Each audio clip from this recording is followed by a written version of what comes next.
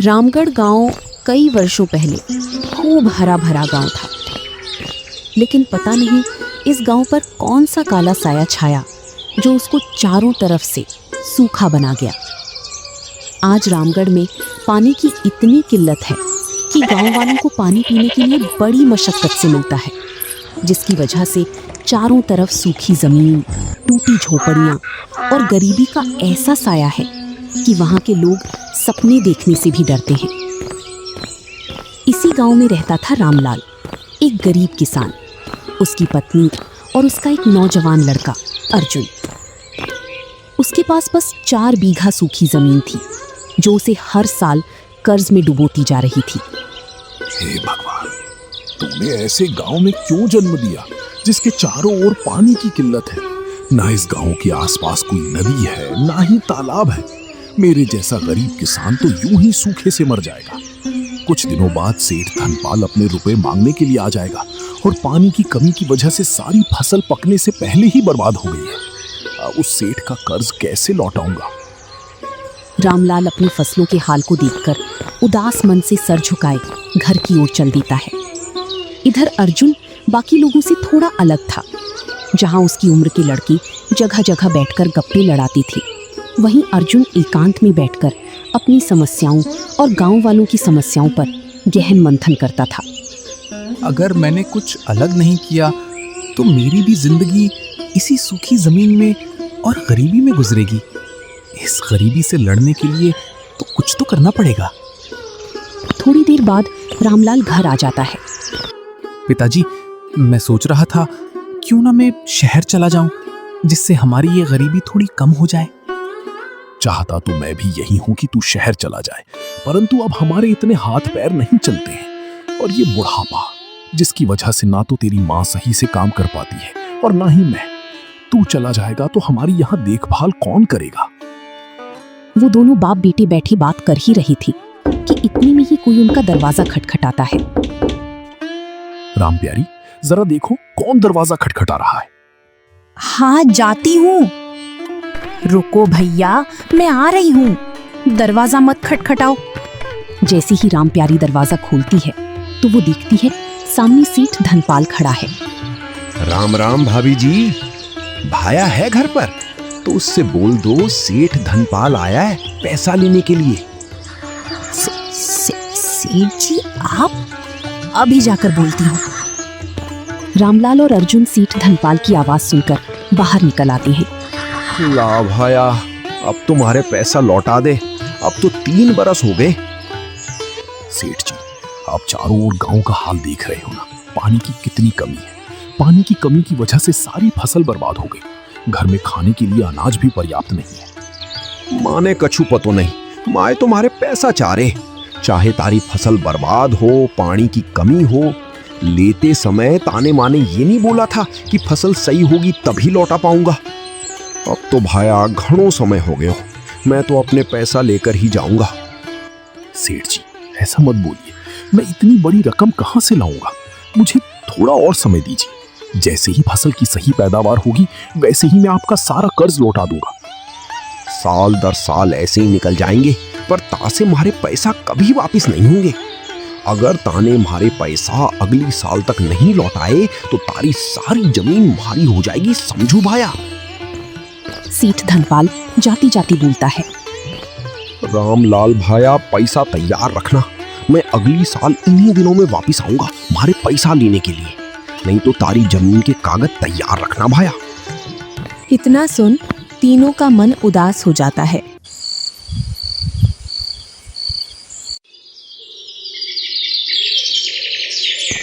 ऐसे कुछ दिन और गुजर जाते हैं। फसल बुआई का समय आ जाता है। अर्जुन, आज खेतों पर चलकर आज खेत की खुदाई और सफाई कराते हैं। बुआई का समय नजदीक आ रहा है। जी पिताजी। दोनों खेतों की ओर चल देते हैं। दोनों खेत में पहुंचकर खेत को खोदने लग जाते हैं। खेत खोदते खोदते दोनों को दोपहर हो जाती है। रामलाल खेत खोदते खोदते अचानक जमीन पर गिर जाता है। ये देखकर अर्जुन एकदम दौड़कर अपने पिताजी के पास जाता है। पिताजी, पिताजी, क्या हुआ आपको? फिर भी रामलाल कुछ नहीं बोला। अर्जुन ने पानी की छींटे दिए, तब जाकर रामलाल की आंखें खुली। पिताजी, क्या हुआ आपको? रामलाल हांफते हुए, कुछ नहीं बेटा, अब शरीर की पहले जैसी काम करने की क्षमता नहीं रही रे। आप घर चलिए पिताजी, मैं कर लूंगा खेत का काम। आप घर पहुंचकर आराम कीजिए। अर्जुन अकेला ही खेत की खुदाई करता रहा। खुदाई करते करते उसे शाम हो जाती है। खोदते खोदते अर्जुन को एक अजीब सी आवाज सुनाई देती है। अरे, ये आवाज कैसी है? लगता है यहाँ कुछ वस्तु है। चलो खोद कर देखता हूँ, क्या है इसमें। अर्जुन उस जगह को और गहरी खोदता है। कुछ ही देर में उसमें से एक वस्तु निकलती है। अरे, ये तो पुस्तक है, परंतु देखने में तो ये बहुत ही पुरानी लग रही है। इससे कौन सी मेरी गरीबी दूर होगी? मैंने तो सोचा था कुछ अच्छी कीमती वस्तु निकलेगी जिससे मेरी थोड़ी गरीबी दूर हो जाएगी। क्या निकली? पुरानी पुस्तक। चलो रख लेता हूँ, शाम भी बहुत हो गई है। अर्जुन घर की ओर चल देता है। मुझे ऐसा क्यों लग रहा है जैसे मेरे आगे पीछे कोई चल रहा हो? अर्जुन इसी असमंजस में घर पहुंच जाता है। अर्जुन हाथ मुंह धोकर खाने पर बैठ जाता है। अर्जुन की माँ आंखों में आंसू लेकर खाना लेकर आती है। देखो बेटा, हमारी गरीबी का हाल। हम पैसों की कमी की वजह से तेरे पिताजी का उपचार भी नहीं करा पा रहे हैं। अर्जुन चुपचाप माँ की बातों को सुनता रहा और अंदर ही अंदर घुटता रहा। अर्जुन कुछ खाना खाता है और कुछ खाना को थाली में ही छोड़ देता है। अरे तू मेरी बातों का बुरा ना मान, खाना तो पूरा खा ले। पत्नी का दिल है, उनका दर्द मुझसे नहीं देखा जाता है। चाहे कुछ भी हो जाए माँ, मैं तुम्हें इस गरीबी के दलदल से बाहर निकालूंगा, चाहे मुझे इसके लिए कुछ भी करना पड़े। अर्जुन बाहर आकर सो जाता है और राम प्यारी रामलाल की देखभाल के लिए उसके पास ही रुक जाती है। रात के करीब 12 बज रहे थे। तभी उसके पास सफेद दाढ़ी, गहरी काली आंखें और चेहरे पर एक रहस्यमयी मुस्कान वाला एक बूढ़ा व्यक्ति आ जाता है। बेटा, तुम मुझे कुछ परेशान से लग रहे हो। अर्जुन एकदम चौंक कर उठता है। उसका रहस्यमयी रूप देखकर डर जाता है। तुम कौन हो और यहाँ मेरे पास क्यों आए हो? अर्जुन, तुम्हारी आंखों में आग है और तुम्हारे दिमाग में सवाल। बताओ, तुम्हें क्या जानना है? आप मेरे बारे में कैसे जानते हो और आप हो कौन? अगर तुम्हें मेरे बारे में जानना है तो उस किताब में सब है मेरे बारे में। तुम पहले किताब को देखो, फिर इसके बाद मैं तुम्हारी किस्मत बदल दूंगा। इतना बोलकर वो शैतान गायब हो जाता है। अर्जुन रात में ही उस किताब को देखता है। वो किताब पूरी खाली थी, उसमें कुछ भी नहीं लिखा था। इसमें तो कुछ भी नहीं है, पूरी खाली है।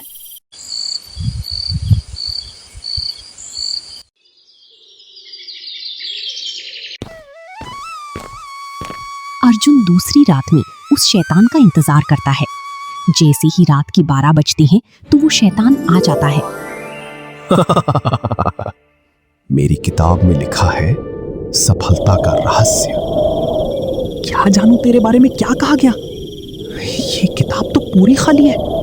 इसके पहले पन्ने में सफलता का रहस्य लिखा है, इसके अलावा और कुछ भी नहीं लिखा। पूरी किताब खाली पड़ी है, इसमें कोई रहस्य नहीं लिखा है। अगर तुम अपने सच्चे मन से देखोगे तो सब दिखेगा। अर्जुन ने सच्चे मन से किताब का एक और पन्ना पलटा तो उसमें एक लाइन लिखी थी, अगर अमीर बनना है तो सच जानने की हिम्मत रखो। इतना पढ़ अर्जुन के रोंगटे खड़े हो गए। इतने में शैतान बोलता है, इतना घबरा क्यों रहे हो? मैं तुम्हारे साथ कोई जोर जबरदस्ती थोड़ी कर रहा हूं। अगर तुम्हें अपनी किस्मत बदलना हो तो कल रात 12 बजे जंगल की बीच वाली गुफा के पास आ जाना। इससे अच्छा मौका तुम्हें कभी नहीं मिलेगा किस्मत बदलने का। परंतु एक बात का ध्यान रखना, एक बार तुम्हारे कदम बढ़ गए तो पीछे नहीं हटेंगे। तभी तो गुफा के पास आना, वरना नहीं आना। और अगर तुम्हें अपनी किस्मत नहीं बदलना हो और अमीर नहीं बनना हो तो इस किताब को वहीं दफन कर देना जहां ये किताब तुम्हें मिली थी। इतना बोलकर वो शैतान फिर से गायब हो जाता है। इसने मुझे किस्मत बदलने का मौका दिया है या मुझे डरा कर गया है? जब से ये किताब मिली है तब से पता नहीं मेरे साथ क्या क्या हो रहा है। इन्हीं बातों के बीच में अर्जुन की नींद लग जाती है।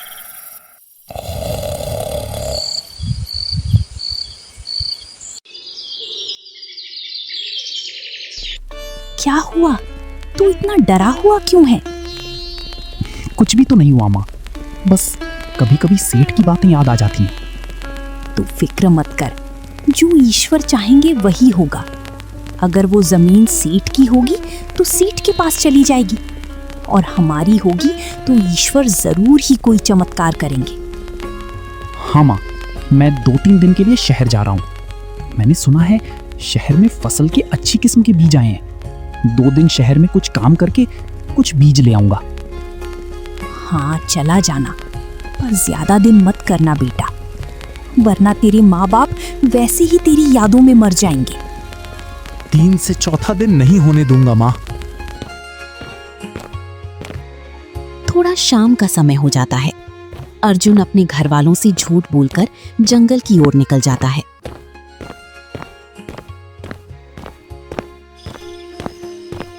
चलते चलते गुफा तक पहुंचने में उसे रात के 12 बज जाते हैं। चारों ओर सुनसान जंगल। इधर तो कोई भी नहीं है, चारों ओर सुनसान है, और मैं अपने माँ बाप से झूठ बोलकर आया हूँ। हे ईश्वर, मेरी रक्षा करना। इतने में ही अर्जुन के कानों में उस शैतान की आवाज गूंजती है। तुम आ गए, मुझे पता था तुम जरूर आओगे। आप कौन हो और मुझे यहाँ क्यों बुलाया है? ये सब क्या है?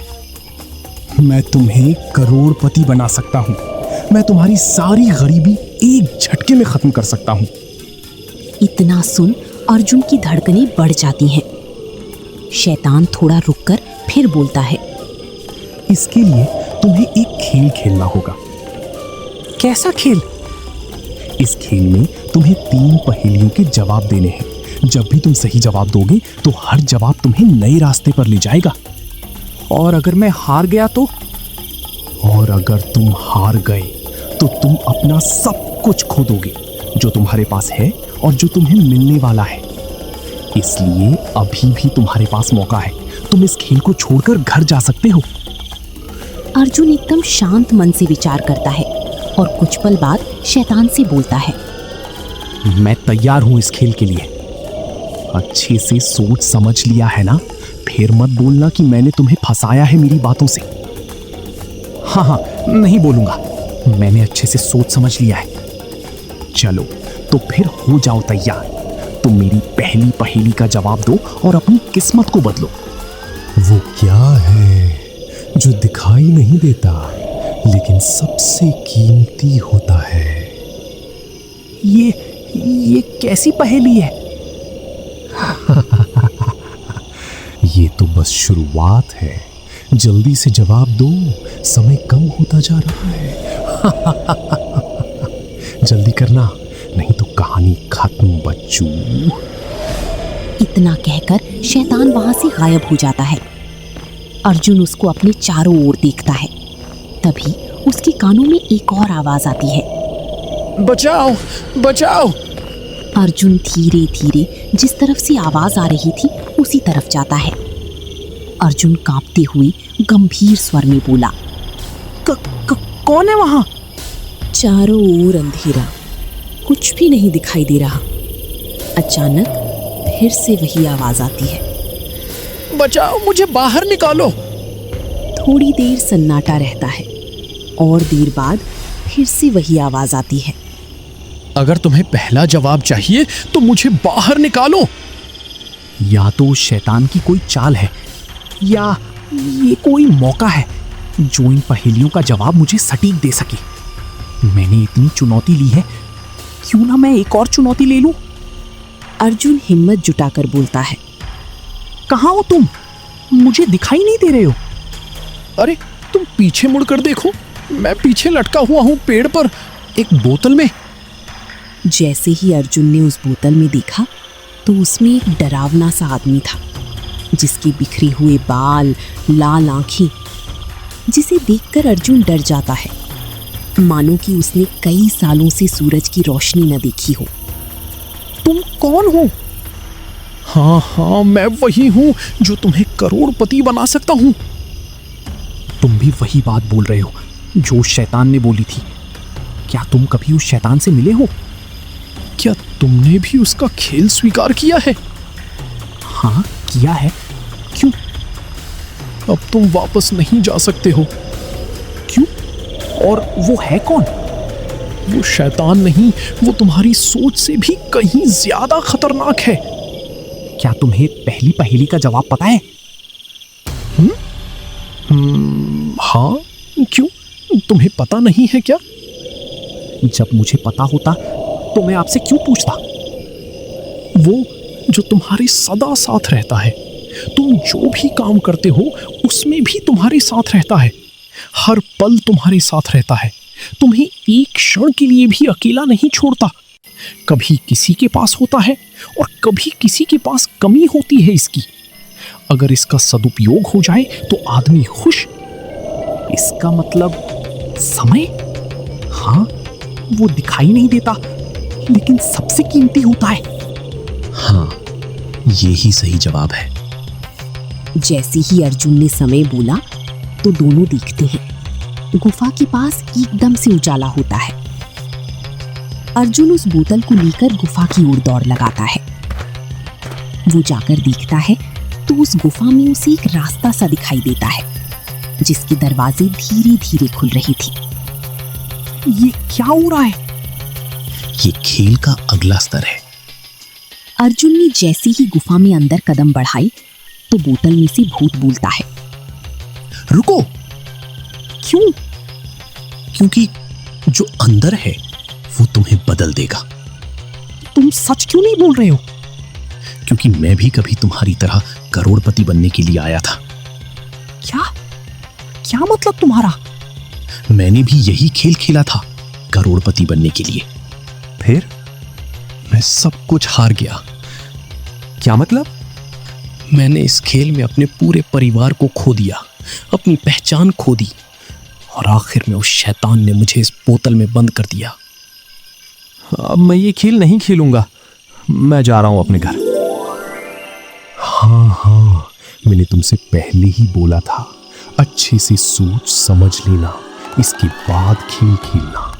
अब बहुत देर हो चुकी है बच्चों, अब तो पूरा खेल खेलना पड़ेगा, नहीं तो कहानी खत्म। तुमने मुझे धोखा दिया है। हाँ, मैंने तुम्हें धोखा नहीं दिया है, मैंने तुझे किस्मत बदलने का मौका दिया है। ले मेरी दूसरी पहेली। वो क्या है जो जितना खर्च करो उतना ही बढ़ता है? अगर तुमने इसका जवाब अगले दरवाजे तक नहीं दे पाए और तुम चलती चलती बंद हो गए तो तुम्हारी कहानी खत्म। चलो बच्चों, मिलते हैं अगले दरवाजे पर। इतना बोलकर शैतान फिर से गायब हो जाता है। जल्दी सोचो, वो दरवाजा तेजी से हमारी ओर आ रहा है, नहीं तो हमारी कहानी खत्म। क्या होगा इसका जवाब? पैसा? ताकत? पैसा? जल्दी करो, तुम्हारे पास कम समय है। दरवाजा तेजी से उनके पास आ रहा था। अर्जुन की धड़कनें तेज हो गई। कहानी खत्म अर्जुन, दरवाजा आ गया। इतने में अर्जुन पूरी ताकत से बोलता है। प्यार? कुछ पल के लिए सब कुछ रुक जाता है। अर्जुन ने घबराती हुई बोतल की ओर देखा। बच गए हम, तुमने सही समय पर जवाब दिया। इतने में ही शैतान आ जाता है। बहुत अच्छे, तुमने सही जवाब दिया है। अर्जुन राहत की सांस लेता है और जमीन पर बैठ जाता है। थोड़ी ही देर में दूसरा दरवाजा भी खुल जाता है और सामने का रास्ता साफ दिखाई देने लगता है। लेकिन उन दीवारों पर अजीब सी आकृतियां बनी थी। ये सब क्या है? जैसे ही वे उस दरवाजे को पार करते हैं तो वो दरवाजा बंद हो जाता है और एकदम से उसमें एक आवाज गूंजती है। अब आखिरी पहेली, वो क्या है जो तुम्हें अमीर बना सकता है और बर्बाद भी? जल्दी से जवाब देना दरवाजा आने से पहले, नहीं तो कहानी खत्म बच्चों, समझे?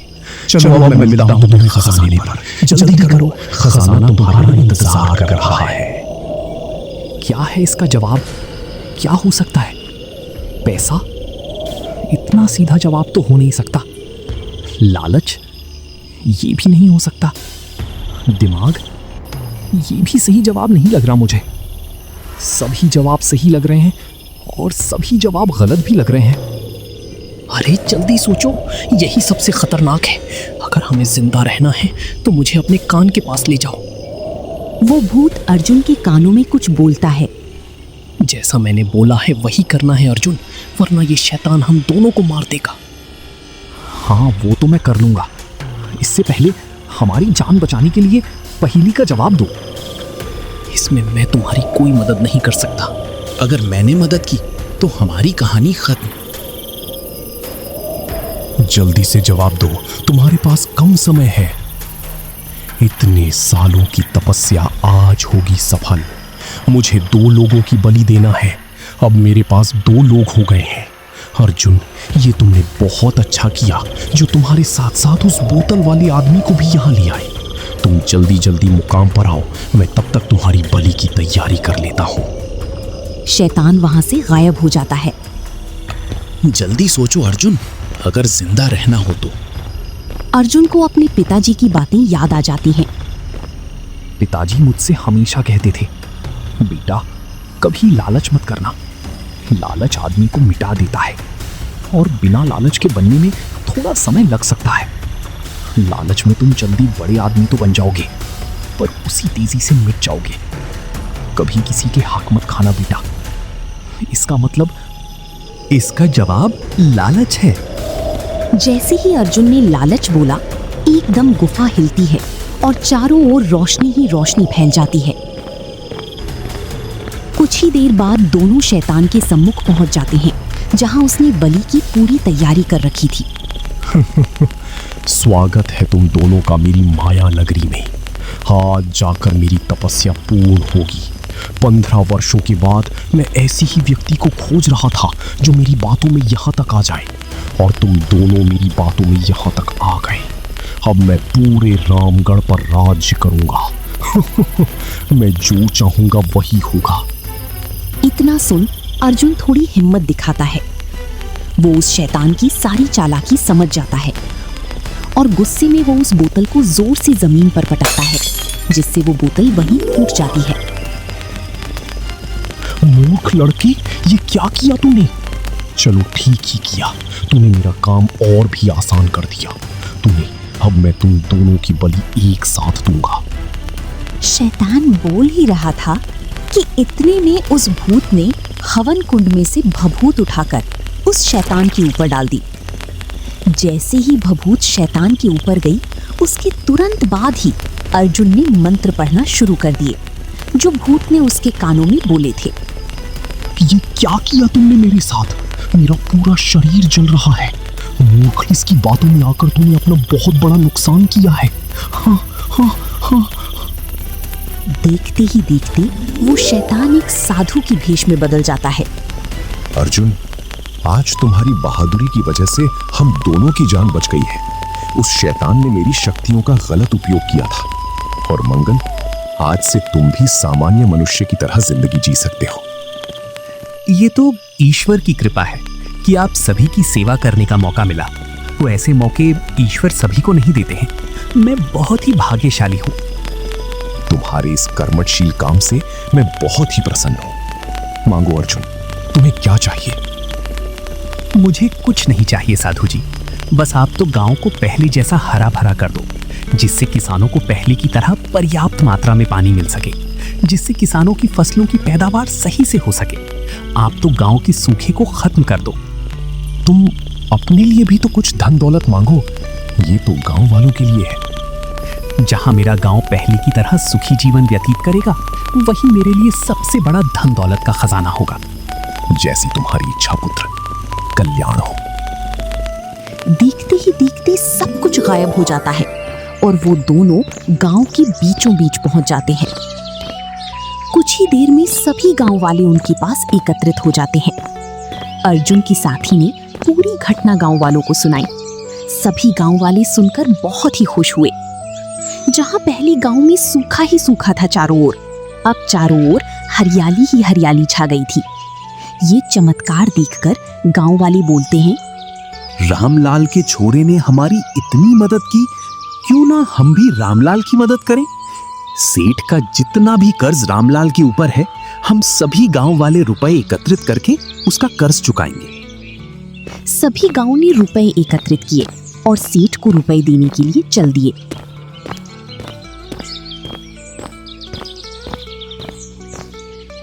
अरे वाह रामलाल, ताने तो अब की बार बड़ी जल्दी पैसा लौटा दिए।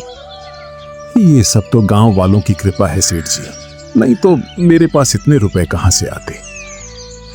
मैंने सुना है थारे चोरे ने सभी गांव वालों को शैतान की काली छाया से मुक्ति दिला दी है अकेले ने, और शैतान को मारकर भगा दिया है और गांव को पहले जैसा हरा भरा बना दिया है। हाँ सेठ जी, ये सभी तो ईश्वर की कृपा है और सभी गांव वालों की ऐसी ही मेहरबानी रहे। अब गांव वालों ने ता पर कृपा की, ईश्वर ने तारी चोरी पर कृपा की। जा, थारी चोरे का नाम हो गया। अब मैं भी छोटी सी कृपा करना चाहता हूँ, हमारी कृपा भी स्वीकार कर भाया। ऐसा मत बोलिए सेठ जी, आप तो आदेश दीजिए, आदेश। हमारी चोरी का ब्याह थारी चोरे के साथ करा दे, हम सगे संबंधी बन जाएंगे। थारे छोरा जैसा बलवान और गुणवान छोरा वो या दुनिया में और कहीं नहीं मिलेगा।